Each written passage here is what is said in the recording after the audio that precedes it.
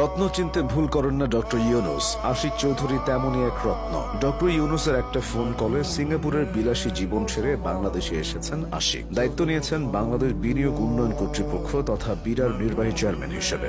দেশে ব্যবসা বাণিজ্য সম্প্রসারণে আশিক চৌধুরী দু হাত ভরে কাজ করছেন। অল্প সময়ে তিনি চমক দেখিয়েছেন, আকৃষ্ট করছেন বিদেশি বিনিয়োগকারীদের। আশিক চৌধুরীর আরেকটা পরিচয় আছে, তিনি একজন সুপরিচিত স্কাই ডাইভার। 2024 সালে বাংলাদেশের পতাকা নিয়ে 41,000 ফুট উঁচুতে উড়ে যাওয়া বিমান থেকে লাফ দিয়ে বিশ্ব রেকর্ড করেছিলেন তিনি। মেধাবী এই মানুষটি সম্পর্কে বিস্তারিত জেনে নেওয়া যায়। আশিক চৌধুরীর জন্ম চাঁদপুর জেলায়, তবে বাবার চাকরির সুবাদে তার শৈশব কেটেছে যশোরে। তিনি সিলেট ক্যাডেট কলেজ থেকে মাধ্যমিক ও উচ্চ মাধ্যমিক শিক্ষা সম্পন্ন করেন। পরবর্তীতে ঢাকা বিশ্ববিদ্যালয়ের ব্যবসায় প্রশাসন ইনস্টিটিউট থেকে ব্যবসায় প্রশাসনে স্নাতক ডিগ্রি অর্জন করেন। তিনি লন্ডন বিজনেস স্কুল থেকে ফাইন্যান্সে স্নাতকোত্তর সম্পন্ন করেন এবং চার্টার্ড ফাইন্যান্সিয়াল অ্যানালিস্ট সার্টিফিকেট লাভ করেন। আশিক চৌধুরী তার কর্মজীবন শুরু করেন 2007 সালে ব্রিটিশ আমেরিকান টোবাকোতে টেরিটরি অফিসার হিসেবে। এরপর তিনি স্ট্যান্ডার্ড চার্টার্ড ব্যাংকে ল্যান্ডিং স্ট্র্যাটেজি এবং ফিনান্সিয়াল প্ল্যানিং বিভাগে ম্যানেজার হিসেবে কাজ করেন। 2012 সালে তিনি লন্ডনে আমেরিকান এয়ারলাইন্সে ফিনান্সিয়াল ও স্ট্র্যাটেজিক অ্যানালিস্ট হিসেবে যোগ দেন। সম্মানজনক চাকরি, পেশাগত জীবনের সাফল্যের হাতছানি সত্ত্বেও আশিক চৌধুরীর মনে ছিল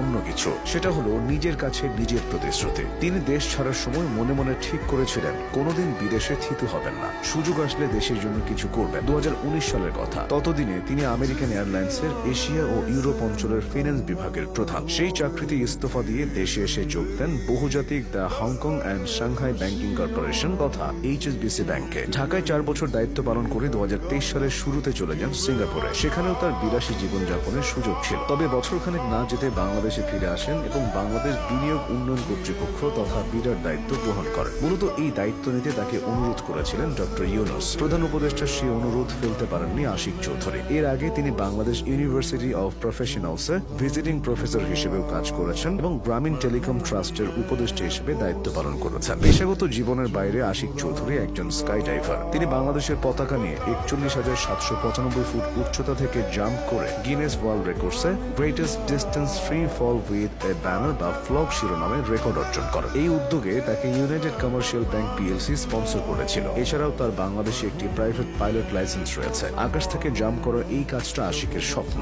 যে স্বপ্নটা সর্বপ্রথম ডানা মেলেছিল 2012 সাল। সে বছর শখ করেই একবার কয়েক হাজার ফুট ওপর থেকে একজন স্কাই ডাইভারের সহায়তায় তিনি বিমান থেকে লাফ দিয়েছিলেন। আকাশে উঠতে উঠতে আশিকের মনে হয়েছিল পাখির জীবনটা কতই না সুন্দর। সেখান থেকে শুরু স্কাই ডাইভিং এ আগ্রহ থেকে 2014 সালে তিনি ভর্তি হন একটি প্রাইভেট পাইলট প্রশিক্ষণ স্কুলে। 1 বছর ধরে চলে প্রশিক্ষণ। এরপর একদিন ককপিটে বসেন আশিক। লন্ডন থেকে উড়োজাহাজ নিয়ে ছুটে যান পাশের এক শহরে। পাইলট হলেও স্কাই ডাইভিং এর পোকাটা আশিকের মাথায় থেকেই যায়। সেই পোকাই তাকে গিনেস বুকের স্বীকৃতি এনে দিয়েছে। ব্যক্তিগত জীবনে আশিক চৌধুরী বিবাহিত। তার স্ত্রীও ঢাকা বিশ্ববিদ্যালয়ের IBA থেকে স্নাতক সম্পন্ন করেছে। তাদের সংসারে একটি মেয়ে এবং একটি ছেলে রয়েছে। বাংলাদেশ বিনিয়োগ উন্নয়ন কর্তৃপক্ষ তথা বিরায় আশিক চৌধুরীর সংযুক্তি বাংলাদেশের বিনিয়োগ ও অর্থনৈতিক উন্নয়নে নতুন দিগন্ত উন্মোচন করেছে। তাই বাংলাদেশ সরকার তাকে প্রতিমন্ত্রীর মর্যাদা দিয়েছে। যোগ্য ব্যক্তিরা সুযোগ পেলে দেশের জন্য সবটা উজাড় করে দেন। আশিক চৌধুরী যেন সেটাই প্রমাণ করে যাচ্ছেন।